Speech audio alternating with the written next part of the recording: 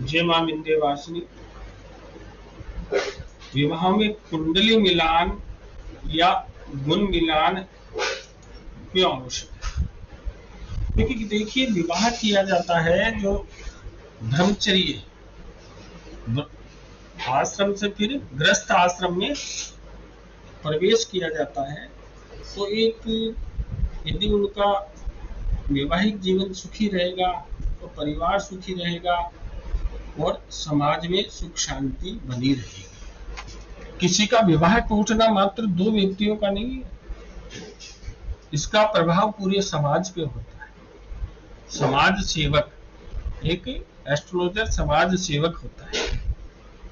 तो कुंडली मिलान विवाह में कैसे योग है, विवाह योग है नहीं, विलंब की योग है नहीं, या विवाह में कोई समस्या है ना, तो जातक को उनके बारे में अवगत कराएं और उसका जीवन, उसका वैवाहिक जीवन किस प्रकार से सुखी रहे, यही एक ज्योतिषी का या देवज्ञ का कर्तव्य है। जिस प्रकार आप श्वास नहीं लें तो आपकी मृत्यु हो जाएगी, उसी प्रकार से 4 आश्रम अपने समाज में बताए हैं, ब्रह्मचर्य, गृहस्थ, वानप्रस्थ और संन्यास।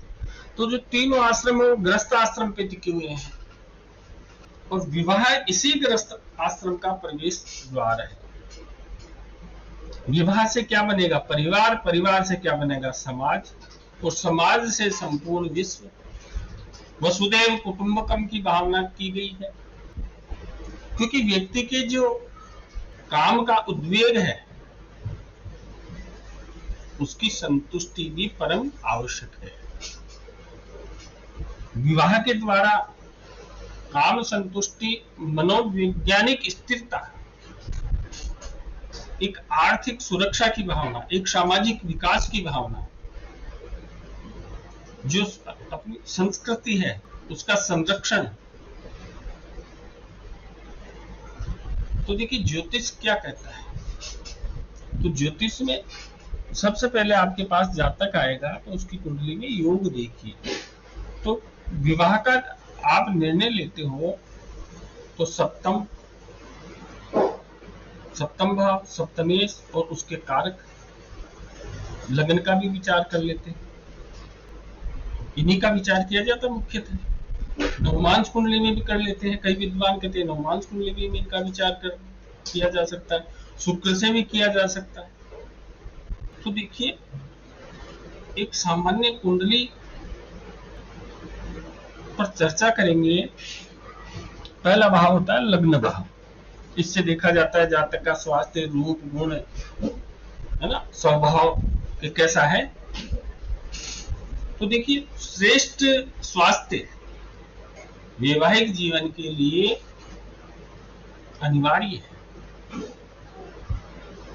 तो फलित करते समय लग्न का आप विशेष ध्यान रखें कि लग्न में क्या स्थिति है, स्वास्थ्य कैसा रहेगा, उनको उसके अनुसार निर्देशित करें। एक दूसरे की कुंडली मिलाएं जिनसे उनका स्वास्थ्य ठीक रहे, और कोई यदि नेगेटिव पॉइंट हो तो वो उन्हें सूचित किया जा सके। द्वितीय स्थान ये कुटुंब और धन का स्थान है, और यदि सप्तम भाव से आप देखते हो तो सप्तम से अष्टम है। यदि आप सप्तम से देखते हो तो यह सप्तम से अष्टम भाव है। विवाह अच्छा चलने के लिए ये भाव भी बली होना आवश्यक है, क्योंकि विवाह के बाद में धन की भी आवश्यकता होती है और विवाह का उद्देश्य कुटुंब बढ़ाना है। तो द्वितीय भाव का भी आप विचार करो। तृतीय भाव पराक्रम है, छोटे भाई बहनों का भाव है, कैसा स्नेह रहेगा, उनका कितना सहयोग मिलेगा। और देखिए, जब सप्तम भाव से इस भाव का विचार करते हैं तो ये भाव पति या पत्नी का है ना। सप्तम से जातक की कुंडली में पत्नी का विचार किया जाता है, जातिका की कुंडली में पति का विचार किया जाता है। तो सप्तम से जब आप तीसरे भाव में जाओगे तो वो भाग्य भाव होगा। यदि पत्नी अपने पति के भाई बहनों से प्रेम पूर्वक व्यवहार रखती है तो उसका घर में संतोष रहेगा और भाग्य उदय होगा। तो आपको सलाह देनी है, आपको यह सलाह देनी है कि आपको उनसे सही व्यवहार रखना है, छोटे भाई बहनों से, क्योंकि वो सप्तम भाव का क्या है, भाग्य। और पति को भी ये सलाह दीजिए कि पत्नी के जो छोटे भाई बहन हैं उनसे प्रेम और स्नेहपूर्ण संबंध रखें। चतुर्थ भाव ये सुख का भाव माना जाता है ना, और सप्तम स्थान से 10वां स्थान है, पत्नी का कर्म स्थान। तो इससे ससुर का विचार भी किया जाता है, 10वें भाव से सासू माँ का विचार किया जाता है। तो पंचम स्थान बुद्धि, संतान, मित्र, प्रेम संबंधों का है ना। सप्तम पंचम में चला जाए, पंचम में सप्तम में चला जाए तो ये प्रेम संबंधों को दिखाता है। तो पंचम स्थान बुद्धि संतान का है, और पंचमेश और सप्तमेश की स्थिति भी आपको वैवाहिक जीवन के बारे में, क्योंकि प्रेम है, जातक का प्रेम कैसा रहे। छठा स्थान ये व्यक्ति के संघर्ष का स्थान है ना, कंपटीशन का भाव बोलते हैं, कंपटीशन का भाव, ये स्पर्धा का भाव है।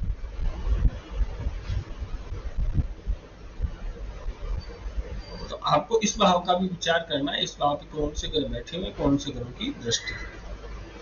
यदि आप शुभ ग्रहों की दृष्टि या युति है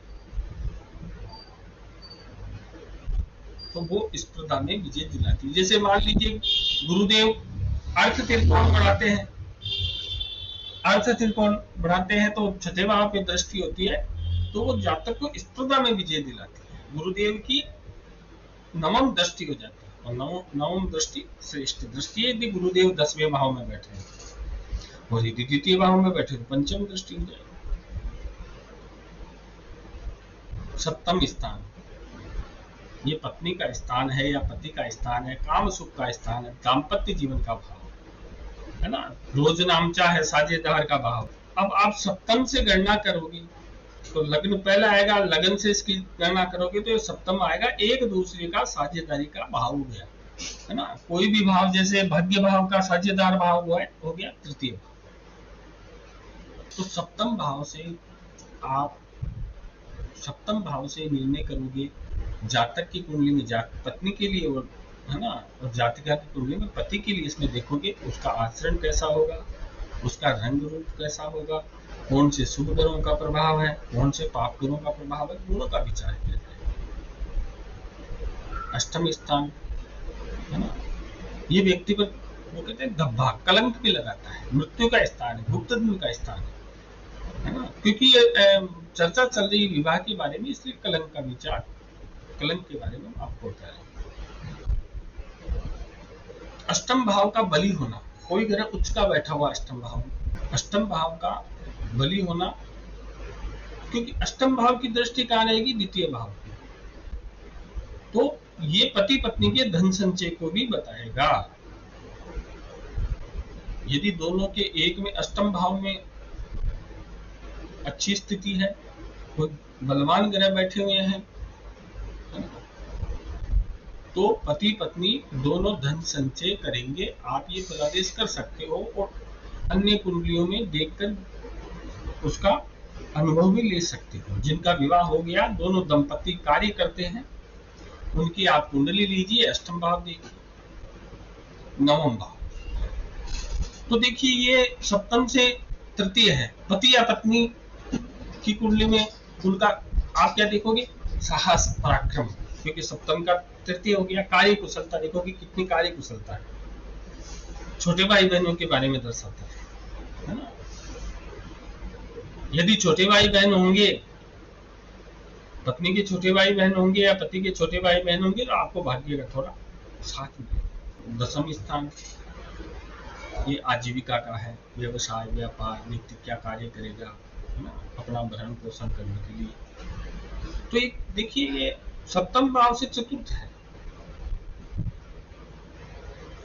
ये सप्तम भाव से चतुर्थ होने के कारण चतुर्थ क्या है, मन मां माटी, तो ये पत्नी का मन है। यदि पति की कुंडली में विचार करते हैं तो जातक का 10वां भाव खराब होगा तो पत्नी का मन खराब होगा, जातक काम नहीं करेगा, अकर्मण्य की तरह बैठा रहेगा, है ना, तो घर में धन नहीं आएगा, धन नहीं आएगा तो व्यवस्थाएं कैसे चलेगी, व्यवस्थाएं कैसे चलेगी, तो पत्नी का मन खराब होगा। ये विश्लेषण की बात है, जब प्रैक्टिकल करेंगे, है ना, तो इन जो सिद्धांत आपको बताए जा रहे हैं उनका प्रैक्टिकल आपको करवाया जाएगा निश्चित। तो देखिए चतुर्थ भाव होने के कारण इसमें यदि शुभ ग्रहों का प्रभाव है या शुभ ग्रह बैठे हुए,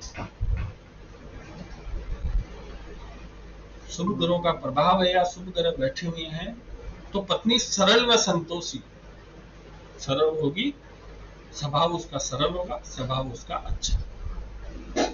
अब कोई जातक आया पूछ रहा है, मेरी कुंडली दिखा रहा है, मेरी पत्नी का स्वभाव बताइए कैसे, आप सोच रहे हो कैसे देखें पत्नी का स्वभाव। तो जातक की कुंडली में कोई आपसे प्रश्न करता है मेरी पत्नी कैसी है, तो उसकी कुंडली से ही आप फलादेश कर दीजिए आपकी पत्नी ऐसी। तो 10वें भाव से आप क्या देखोगे, 10वें भाव से उसका मन देखोगे, उसका स्वभाव देखोगे, सप्तम भाव से तो विचार करोगे। एकादश भाव ये आय का भाव है, लाभ का भाव है, उन्नति का भाव है, यश का भाव है। मोदी जी के सूर्य बैठे हुए एकादश भाव है, तो ये सप्तम से छठा भाव है, ये सप्तम से छठा भाव है। तो छठा भाव होता है ऋण रोग शत्रु का। यदि इसमें पाप ग्रह बैठे हुए हैं तो निश्चित पत्नी रोगनी होगी, पत्नी के कोई ना कोई रोग होगा।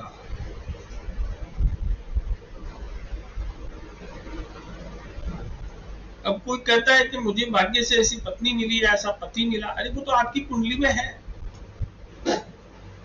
ये आप देख सकते हो। मैंने आपको पति या पत्नी की कुंडली में 12 भावों का जो जो जातक के प्रश्न आते हैं अपने जीवन साथी के विषय में, उनके बारे में पूरा विस्तार से आपको समझा दिया है। देखिए विवाह के लिए आपकी कुंडली आपके पास किसी की कुंडली आपके पास मिलान के लिए आती है तो सप्तम, सप्तमेश और शुक्र से किया जाता है ना? और स्त्री की कुंडलियों में गुरुदेव को पति का कारक माना जाता है, पति सुख का कारक माना जाता है। आप चंद्र कुंडली से भी कर सकते हो, शुक्र कुंडली से भी कर सकते हो, नवमांश कुंडली से भी कर सकते हो। सप्तम भाव का, सप्तमेश का, शुक्रदेव का और गुरुदेव का विचार। तो ये विवाह सुख जानने के लिए आपको सप्तम भाव, सप्तमेश और कारक जन्म कुंडली में देखने, नवमांश कुंडली में देखने, चंद्र कुंडली से देखने, शुक्र कुंडली से देखने। तो देखिए लगन कुंडली, चंद्र कुंडली, शुक्र कुंडली, नवमांश कुंडली में सप्तम भाव, सप्तमेश और कारक, कारक गुरुदेव और शुक्रदेव, इनमें यदि बली है तो ये दाम्पत्य जीवन के लिए उत्तम माना जाता है। सप्तम भाव, जो सप्तम भाव, सप्तमेश है ना, सप्तम भाव के कारक है ना, इनके शुभ ग्रहों की दृष्टि है या शुभ ग्रहों की युति है या शुभ भाव में बैठे हुए हैं तो जातक का शीघ्र विवाह होता है और अपनी इच्छा के अनुसार होता है। यदि पाप ग्रहों का प्रभाव है, पाप ग्रहों का प्रभाव है, लेकिन वो शुभ ग्रह ही है सप्तम भाव में, या पाप ग्रह का प्रभाव है उसकी राशि आ गई, यो भाव है स्वामी दृष्ट, जो भाव अपने स्वामी से दृष्ट होता है या उसका स्वामी उसमें बैठा तो उस भाव की वृद्धि होती। ये नहीं कि पाप ग्रहों का प्रभाव हो गया या आप अधिमित्र देख सकते हो, है ना, तात्कालिक पंचदा मैत्री देख सकते हो, मेसर्गी को तात्कालिक मैत्री से पंचदा मैत्री भी देख सकते हो, वो प्रैक्टिकल आगे करेंगे। सप्तमेश बली हो, योग कारक हो, विष्णु लक्ष्मी योग बना रहे हो, केंद्र त्रिकोण में स्थापित, तो विवाह शीघ्र होगा और अच्छा ससुराल मिलेगा और मन के अनुसार मिलेगा। क्योंकि द्वितीय भाव है ना, सप्तम से अष्टम है, उम्र का है पति या पत्नी की, और लगन से द्वितीय भाव कुटुंब का है, धन का है, शैया सुख का है, लग्जरी सुविधा का भाव है द्वादश। तो यदि द्वादश या द्वितीय भाव के स्वामी भी केंद्र या त्रिकोण में बैठे हैं तो भी विवाह के लिए शुभ है। मैंने कहा ना, शुक्र देव द्वादश भाव में अच्छा फल देते हैं। तो आपको ये स्थितियां धीरे धीरे अभ्यास करोगे तो याद हो जाएगी। द्वितीय भाव का स्वामी या द्वादश भाव का स्वामी भी केंद्र या त्रिकोण में बैठे तो वो अच्छा है। दाम्पत्य सुख है ना, अन्य नेगेटिव इफेक्ट होंगे वो अलग। अभी विशेष दाम्पत्य वैवाहिक जीवन का है, दाम्पत्य का है।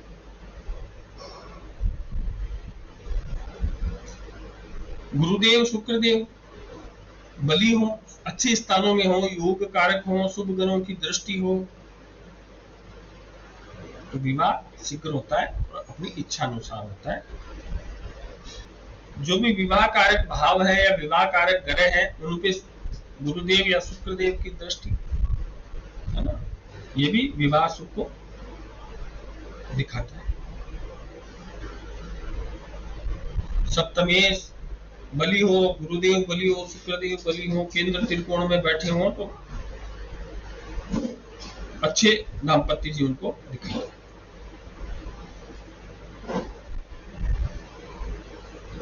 यदि शुक्रदेव को पंचमेश और नवमेश भी देखे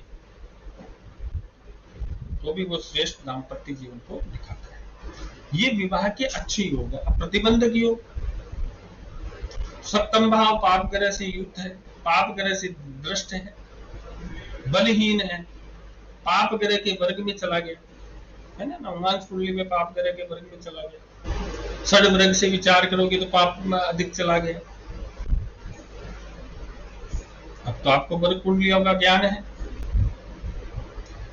अष्टम में बैठा हुआ शुक्रदेव, अष्टम में बैठे हुए शुक्रदेव शनि से युक्त या दृष्ट हो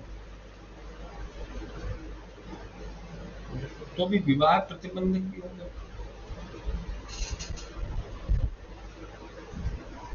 चंद्र कुंडली से विचार करोगे तो चंद्र कुंडली से भी कोई स्थिति हो, शुक्र कुंडली से भी स्थिति देख सकते हो आप, नवमांश में भी देख सकते हो। मान लीजिए चंद्र कुंडली से आपने देखा सप्तम राशि में शनि मंगल की युति है तो दाम्पत्य जीवन ठीक नहीं रहेगा या विवाह में समस्या आएगी। शुक्र नीच राशि में है, नीच नवमांश में चला गया, अस्त हो गया। शुक्रदेव का संबंध शनिदेव से हो गया या शनिदेव के वर्ग में चला गया, 43 से 48 डिग्री तक हो गई। तो ये विवाह के प्रतिबंधक योग है जो मैंने सामान्य बताए, आपको पहले भी बताए। अब प्रेम विवाह की योग, प्रेम विवाह कुंडली में पूछता प्रेम विवाह, तो प्रेम विवाह की योग है, इनका ही विस्तार रूप है। सप्तम भाव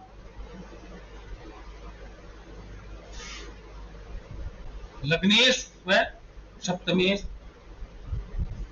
की युति सप्तम भाव अथवा पंचम भाव में हो, है ना। ये अर्थ है कि पंचम प्रेम, सप्तम विवाह है। तो प्रेम विवाह है, दोनों भावों का संबंध बने किसी भी प्रकार से, है ना। पंचमेश और सप्तमेश का परस्पर राशि परिवर्तन, जैसे एकादश भाव में गुरुदेव बैठे हुए हैं, उनकी दृष्टि है 7वीं और 9वीं दोनों पे, वो इच्छा शक्ति का स्थान है, तो ये भी प्रेम विवाह का योग होता है।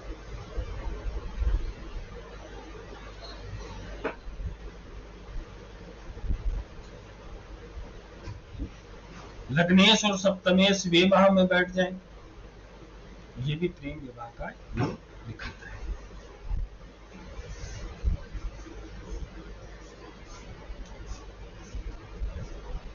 ये कहने का अर्थ ये है कि पंचम और सप्तमेश का संबंध किसी भी प्रकार से बने, है ना, वो किन भाग्य भाव में जाके बैठ जाए तो भाग्य से लाभ मिलेगा।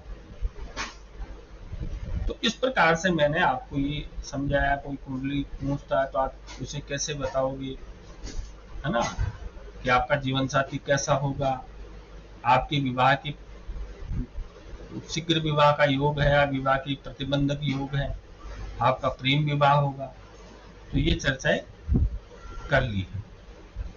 अब आगे फिर जन्म पत्री मिलान आता है।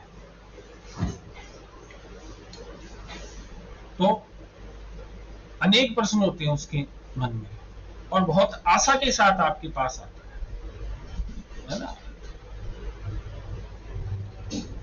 पंडित जी के पास चलना है, कल कुंडली मिलान करना है, तो उसे बहुत आशावान होकर आपके साथ पास में आता है और आपके निर्णय से वो, आपकी सलाह से वो आगे कदम उठाता है। तो आपकी सलाह उसके जीवन में महत्वपूर्ण स्थान रखती है,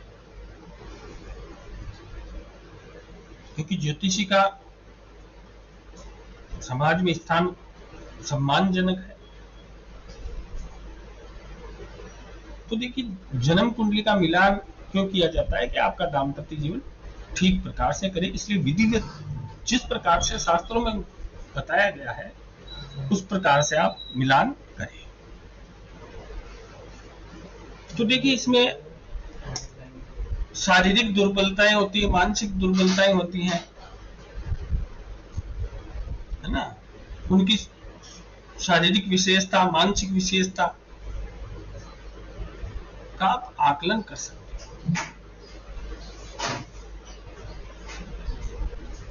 तो सबसे पहले कुंडली मिलान में देखें तो आयु देखें कि दोनों की आयु में कितना अंतर है, क्योंकि वर्तमान युग के अनुसार ज्यादा अंतर नहीं होना चाहिए, है ना। फिर आप उसमें क्या देखोगे, दोनों कुंडलियों में लग्न को देखोगे, सप्तम को देखोगे, अष्टम भाव को करोगे, देखोगे अष्टम भाव। यदि आपने देखा लग्न पे पाप प्रभाव है ना, उम्र का विचार आप कर सकते हो, अष्टम से कर सकते हो, लग्न से कर सकते हो कि इनकी पूर्ण आयु है या नहीं है, ये सामान्य आप देख सकते हो। एक का जैसे सप्तम में कमजोर ग्रह बैठे हुए हैं तो दूसरे के उसका दोष दूर करने की क्षमता रखते हैं या नहीं रखते, यही तो मिलान है। एक दूसरे की कमी पूर्ति कर देना, एक में विशेषता नहीं है ना, एक में वो विशेषता दे दीजिए, दूसरे में वो नहीं है, तो इसमें ये विशेषता है, तो दोनों का तालमेल बैठ जाएगा। तो एक मेलापक रहस्य है, मेलापक रहस्य है। तो मेलापक देखिए, मेलापक 3 प्रकार से किए जाते हैं, लग्न मेलापक, ग्रह मेलापक एवं भाव मेलापक। तो लग्न मेलापक, दोनों का लग्न देखिए। सबसे पहले कुंडली आई आपके पास, 3 प्रकार से मिलान किया जाता है, ग्रह मेलापक, भाव मेलापक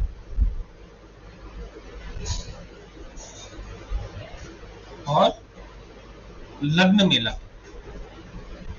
लग्न को देखोगे आप, ग्रहों को देखोगे और भाव को मिलाओगे, 3 प्रकार से निर्णय किया जाता है। तो वर कन्या की कुंडली आई आपके पास, लग्न का विचार कीजिए। तो लग्न में क्या विचार करोगे, दोनों के तत्व देखोगे आप। तत्व 4 होते हैं, कौन सी राशि होगी उसके अनुसार तत्व होगा लग्न में। तो ये समान तत्व हो या उनके तत्वों में मित्रता, उनके तत्वों में मित्रता, यह आपको सबसे पहले देखना है। या लग्न दोनों के एक दूसरे के 7वें भाव में हो, है ना, जैसे मान लीजिए मेष लगन की कुंडली है, तो पति का तो मेष लगन हो और पत्नी का तुला लगन हो। तो इस प्रकार से एक दूसरे का सातवां लगन हो तो भी श्रेष्ठ रहता है। ये लग्न मेलापक के बारे में आपको बता रहे हैं।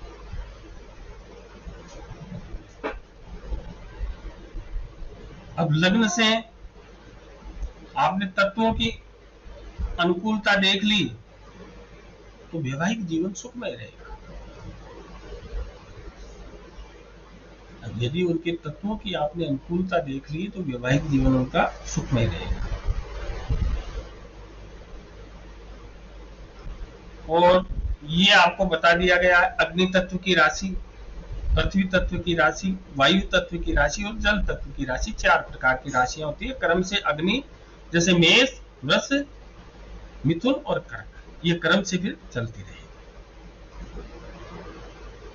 तो देखिए अग्नि तत्व की राशि है तो अग्नि तत्व की राशि हो,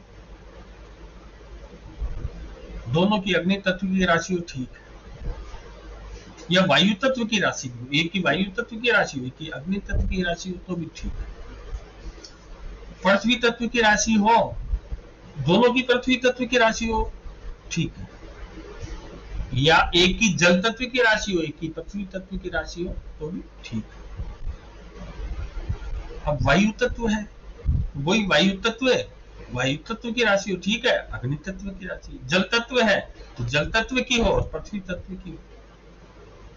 तो इस प्रकार से आपको लग्न मेलापक करना है। तो दूसरा आता है ग्रह मेलापक।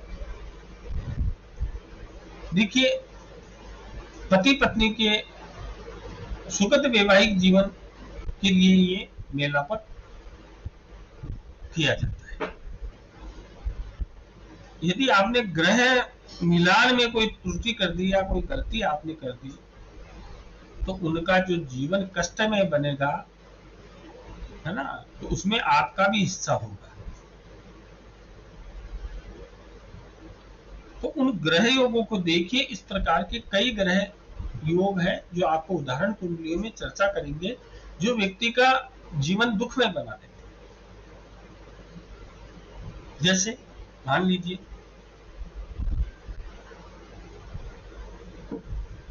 पाप कर्तरी योग हो सप्तम भाव पे, शुक्रदेव पर पाप कर्तरी योग हो, चंद्रदेव पर पाप कर्तरी योग हो, तो दाम्पत्य जीवन असंतोषप्रद रहेगा।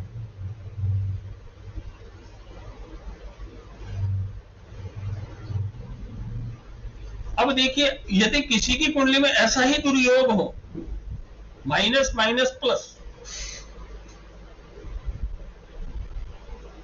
यदि किसी की कुंडली में पाप कर्तरी योग है, दूसरी कुंडली में पाप कर्तरी योग है, ठीक है, मिल गई, ग्रह मिलान हो गया, है ना, दोनों माइनस माइनस प्लस कर लेंगे।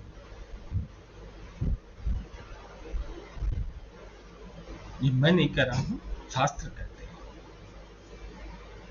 हैं। या कन्या की राशि में शुक्र या मंगल देव,